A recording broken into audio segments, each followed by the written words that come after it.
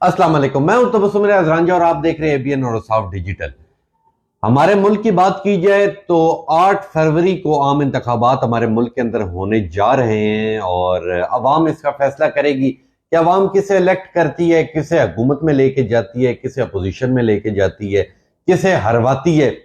تو یہ تمام تر ڈیٹیل اب 8 فروری کو ہوں گی، مگر جو ہمارے ملک کا ایک المیہ رہا ہمیشہ ہر بار الیکشن میں کہ موروثی سیاست جو تھی وہ اس بار لگ رہی تھی کہ اس بار نہیں ہوگی، مگر کوئی پارٹی بھی اس موروثی سیاست سے نہیں بچ سکی۔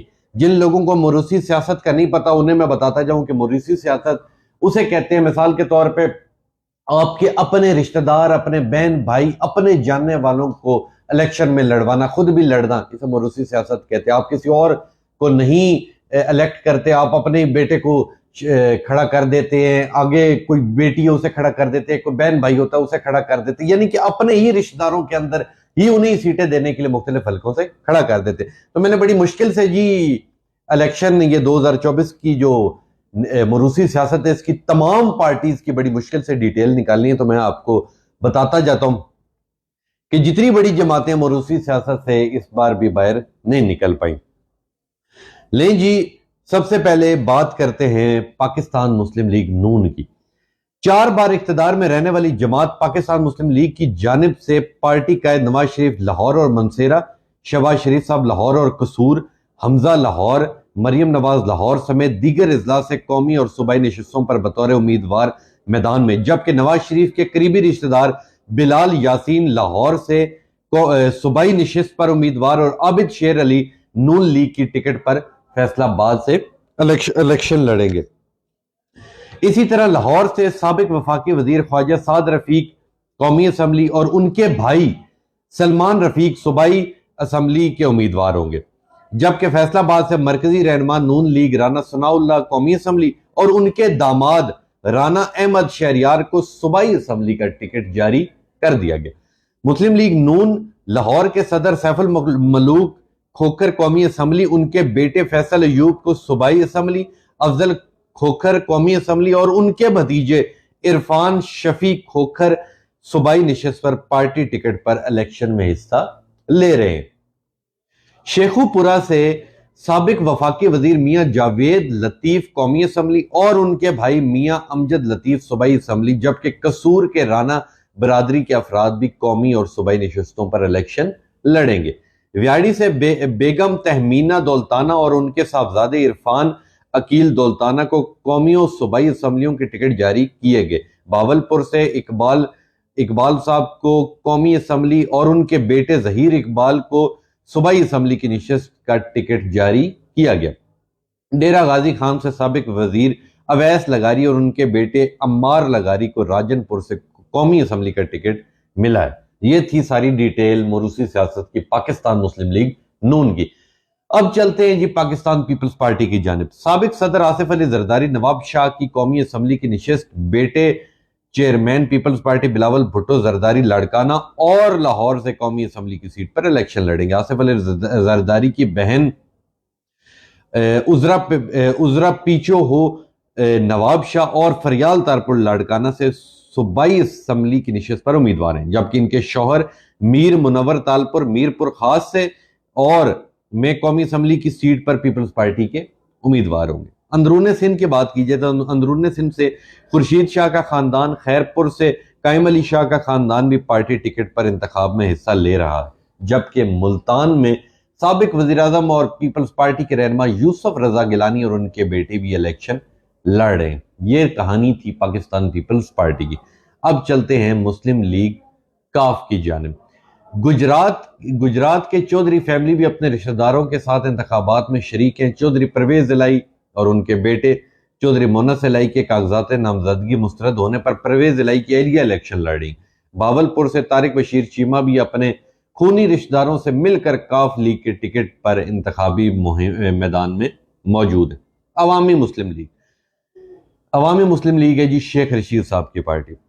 راول پنڈی کی قومی اسمبلی کی نشست سے شیخ رشید اور ان کے بھتیجے شیخ راشد صوبائی اسمبلی کی نشست پر الیکشن لڑیں گے۔ جنوبی پنجاب کے سیاسی خاندان، جنوبی پنجاب میں دریشک فیملی نے اپنے 3 بچوں کو الیکشن میں اتارا ہے۔ مزاری خاندان کے 4 افراد بھی الیکشن میں حصہ لے رہے۔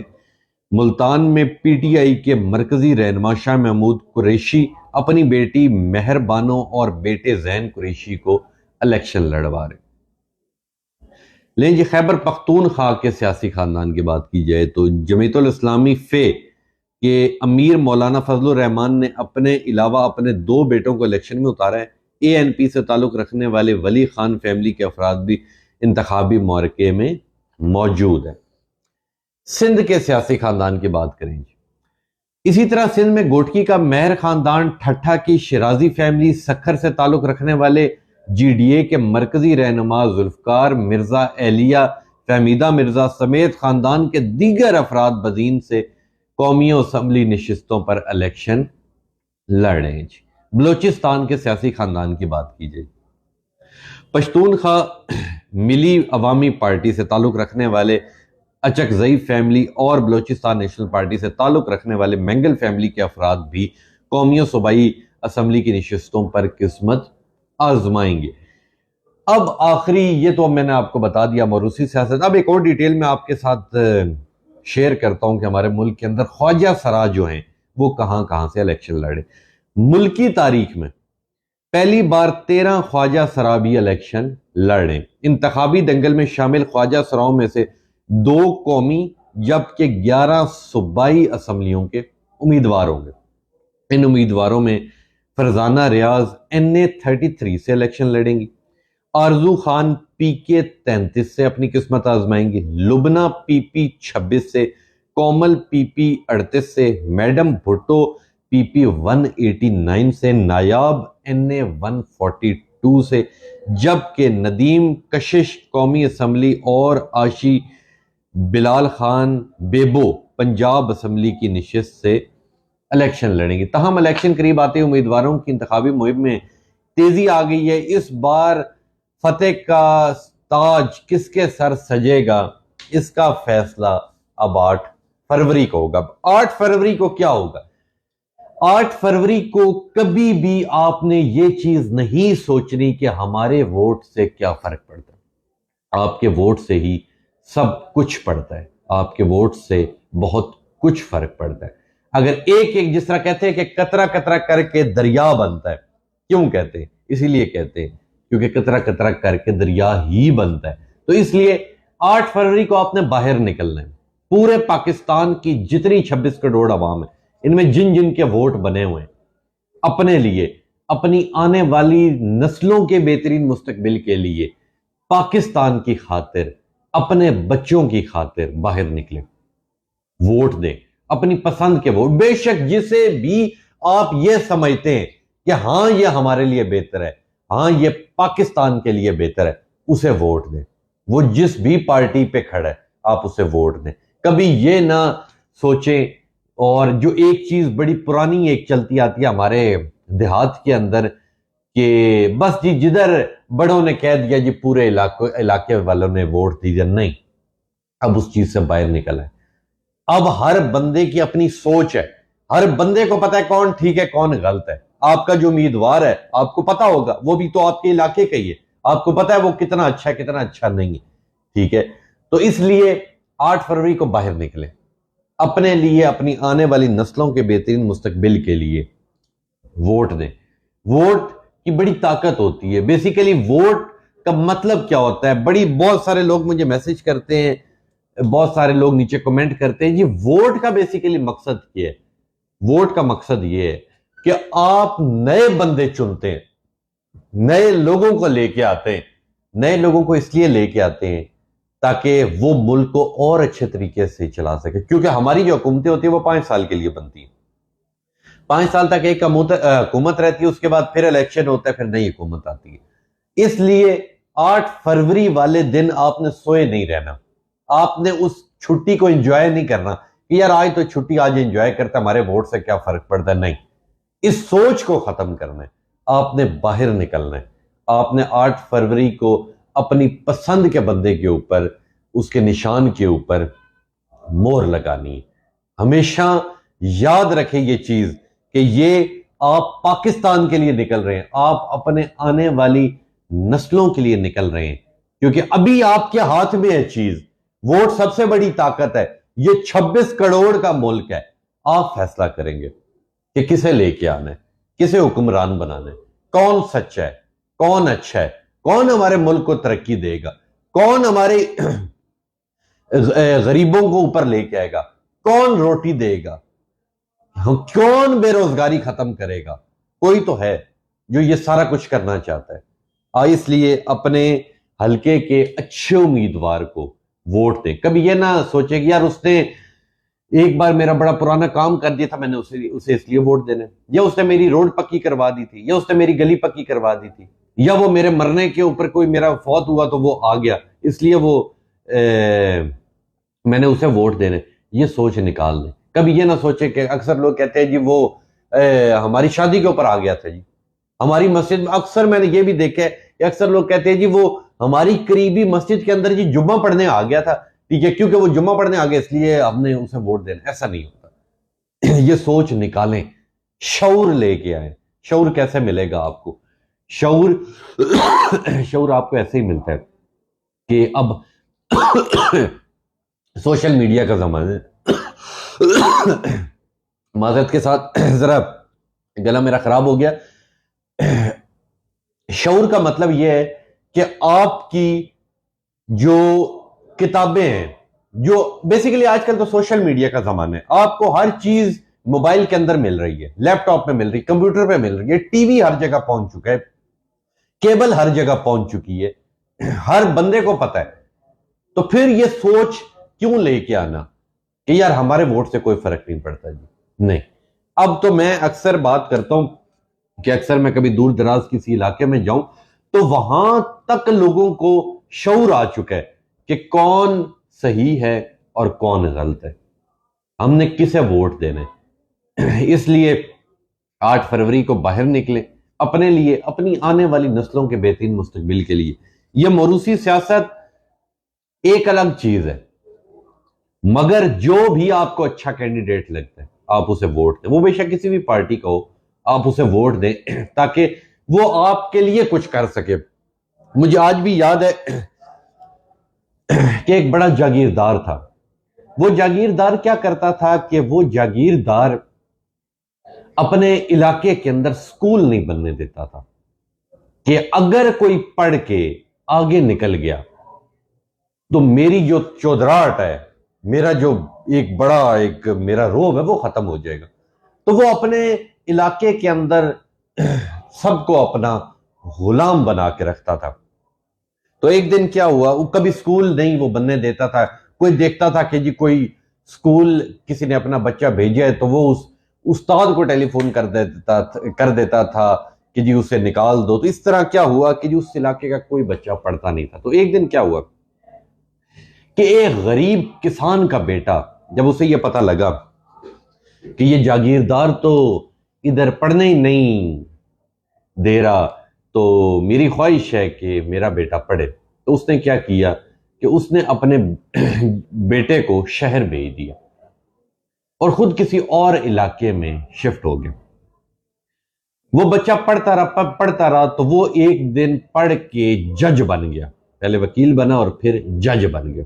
جب وہ جج بن گیا تو کوئی ایک کیس اسی جاگیردار کا اس عدالت کے اندر آ گیا جس کا جج وہ بچہ تھا جنہیں وہ پڑھنے نہیں دیتا تھا۔ تو جب اسے یہ پتہ لگا کہ یہ تو ہمارے علاقے کا پڑھ کے آگے آ گیا، تو اس نے اسے بتایا کہ جی میں آپ کے علاقے کا جاگیردار ہوں، تو آج بڑی پریشانی میں آپ کے پاس آیا ہوں، تو میرے ساتھ یہ ظلم ہوا ہے، تو مجھے انصاف چاہیے۔ تو اس جج نے کہا کہ کاش آپ لوگوں کو پڑھنے دیتے تو آج یہ ظلم آپ کو نہ جھیلنا پڑتا۔ کاش آپ اس وقت سکول جانے دیتے، جنہیں آپ مارتے تھے پیٹتے تھے کہ سکول نہ جاؤ، کاش آپ انہیں جانے دیتے۔ تو تب اس جاگیردار کو احساس ہوا کہ تعلیم بہت ضروری ہے، تعلیم سے لوگ آگے بڑھتے ہیں، شعور سے آگے لوگ آگے بڑھتے ہیں۔ آج کل دیکھ لیں کہ گاؤں کے اندر یہ جس طرح کہتے ہیں نا کہ man is known by the company ہی کیپس، انسان ہمیشہ اپنی سنگت یاری سے جانا جاتا ہے۔ اگر وہ اچھے لوگوں میں بیٹھا لوگ اسے اچھا کہیں گے، اگر وہ برے لوگوں میں بیٹھا تو لوگ اسے برا کہیں گے. اگر بات کی جائے معاشرے کی تو جن لوگوں کے ساتھ آپ کا اٹھنا بیٹھنا, اب آپ نے دیکھا ہوگا کہ گاؤں دیہات کے کافی بچے نہیں پڑھتے. کیوں نہیں پڑھتے؟ کیونکہ وہاں پڑھائی کا ایک ماحول نہیں ہے. وہاں یہ ہوتا ہے اور جی پڑھ کے کیا کرنا ہے جی, زمینیں ہی سنبھالنی ہے تو پڑھ کے کیا کرنا ہے. لوگ کہتے ہیں, وہ پنجابی میں کہتے ہیں جی سکول جا کے اسی کی کرنا ہے جی, کیوں اسی اپنے بچیاں نے سکول گلی ہے جی, ساڈے کول بوئیں اتنی ہیں, ساڈے بچے بوئیں سنبھالیں گے, یعنی کہ زمینیں سنبھالیں گے. اب یہ چیز سے نکل آئے آپ لوگ. شہر کے بچے کیوں پڑھ جاتے ہیں؟ کیونکہ یہاں پہ زمینداری والا کام نہیں ہے, یہاں پہ نوکری پیشہ لوگ ہیں, کاروباری لوگ ہیں, یعنی کہ ہر بچے نے پڑھنا ہے. ایک گلی کے اندر اگر 10 گھر ہیں یا 50 گھر ہیں تو 50 کے جتنے گھروں کے بچے ہوں گے وہ سارے کے سارے سکول جائیں گے, کیونکہ شہر کے اندر ایک سسٹم ہے کہ یہاں پہ وہ سسٹم زمینداری والا نہیں ہے. یہاں پہ بچوں نے پڑھنا, اس لیے شہر کے بچے زیادہ پڑھ جاتے ہیں. تو یہی چیز تو امپلیمنٹ گاؤں دیہات میں بھی کرنی چاہیے کہ آپ کے پاس زمین ہے, ویل اینڈ گڈ, آپ کے پاس کاروبار ہے, ویل اینڈ گڈ, مگر آپ نے اپنی نسلوں کو پڑھانا ہے. اس لیے نہیں کہ یار میرے پاس تو بڑی زمین ہے جی, میرے بچے نہ بھی پڑھ. نہیں, کیوں نہ پڑھیں؟ پڑھائی کوئی نوکری کے لیے تو نہیں ہم لوگ کرتے, کوئی پڑھائی کوئی اس کام کے لیے تو نہیں کرتے کہ جی لوگ کہیں گے کہ جی واہ کیا بات ہے جی بڑا پڑھا لکھا. نو, پڑھائی ہم لوگ کرتے ہیں اپنے لیے. پڑھائی کرتے ہیں کہ آپ کا ایک دماغ کھلتا ہے, آپ کو پتا ہوتا ہے. مثال کے طور پہ ایک بچہ زمیندار ہے, بہت اچھا زمیندار ہے, حساب کی باری آتی ہے, اسے حساب کرنا نہیں آتا تو وہ کسی کو بلا کے لے کے آتا ہے جی یار میرا حساب کر دو. وہیں پہ اگر وہ پڑھا لکھا ہوگا, آپ دیکھ لیں کہ جتنے پڑھے لکھے لوگ ہیں وہ بھی زمینداری کر رہے ہیں, ٹھیک ہے, بزنس کر رہے ہیں. ان کا بزنس دیکھیں اور ایک ان پڑھ بندے کا بزنس دیکھیں. وہ پڑھائی والا کیونکہ سوچ کے سمجھ کے وہ نئی سے نئی چیزیں اس کے اندر امپلیمنٹ کرتا ہے. وہ جو 100-200 سال پرانے رواج چل رہے ہیں وہ ان چیزوں سے نکلتا ہے, کچھ نیا کر کے. انسان جو ہے اسے کچھ نیا کرنا چاہیے, اپنے کمفرٹ زون سے باہر جائیں. اگر آپ کسی جگہ 15-20 ہزار کی نوکری کرتے اور آپ یہ کہتے ہیں یار کمفرٹ زون ہے, یہاں مجھے کہتا ہے کچھ نہیں, کام نہیں کرنا پڑتا, بس مہینے بعد 20 ہزار مجھے مل جاتا, تو یہ آپ اپنے ساتھ ظلم کر رہے ہیں. کمفرٹ زون سے باہر آئیں. ملک کے اندر جو لوگ کہتے ہیں جی نوکریاں نہیں ملتی, جی نوکریاں تو بھری ہوئی ہیں, قابلیت کسی کے پاس نہیں. میں لکھ کے چیلنج کر کے کہتا ہوں کہ آپ 10 لڑکے اٹھائیں جنہوں نے ماسٹر کیا ہوگا اور انہیں کہیں کہ ایک پیج انگلش کا لکھ دیں, ان سے ایک پیج انگلش کا نہیں لکھا جائے گا. کیوں نہیں لکھا جائے گا؟ اسی لیے لکھا نہیں جائے گا کیونکہ انہوں نے بس صرف کتابیں تھوڑی سی رٹی, بس چپ کر کے ادھر ادھر سے چھاپ چھوپ کے کر دیا کام. بیسیکلی پڑھائی کا مطلب کیا ہے؟ پڑھائی کا مطلب یہ ہے کہ چیز کو سمجھنا کہ یار یہ چیز ہے کیا. کتابیں کبھی انسان کو آگے نہیں لے کے جاتی کہ جی آپ نے ان 10 صفحوں کا رٹا لگایا اور آپ نے جا کے پیپر کے اندر یوں کر کے لکھ دیا, آپ پاس ہو گئے, تو آپ یہ کہہ جی دیکھیں جی میں نے بی اے کر لیا, میں نے ماسٹر کر لیا, جی میں نے پی ایچ ڈی کر لیا. ایسا کچھ نہیں ہوتا. ہوتا کیسے کہ آپ نے اگر ایک پیج بھی پڑھا ہے تو آپ کو اس کا مطلب سمجھ آنا چاہیے. یہاں لاکھوں لوگ ایسے ہیں جو انگوٹھا چھاپ ہے, تعلیم ہے ان کے پاس, پر وہ جی اوپر انگلش میں, جی انگلش تو سمجھ ہی نہیں آتی, انگلش سمجھ نہیں آتی جی ہمیں, جی بس جی سائن کیے جی ختم. اب یہی نہیں پتا کہ اس کے اندر لکھا ہوا کیا. اس وجہ سے لوگ ناکام ہوتے. اس لیے اپنے بچوں کو باہر نکالیں, اپنے بچوں کے اوپر نظر رکھیں کہ وہ کسی غلط چیز کے اندر تو نہیں جا رہے. تو انشاءاللہ ملوں گا آپ سے اگلے ولاگ میں. تب تک کے لیے اپنے میزبان تبسم ریاض رانجھا کو دیجیے اجازت. اللہ نگہبان.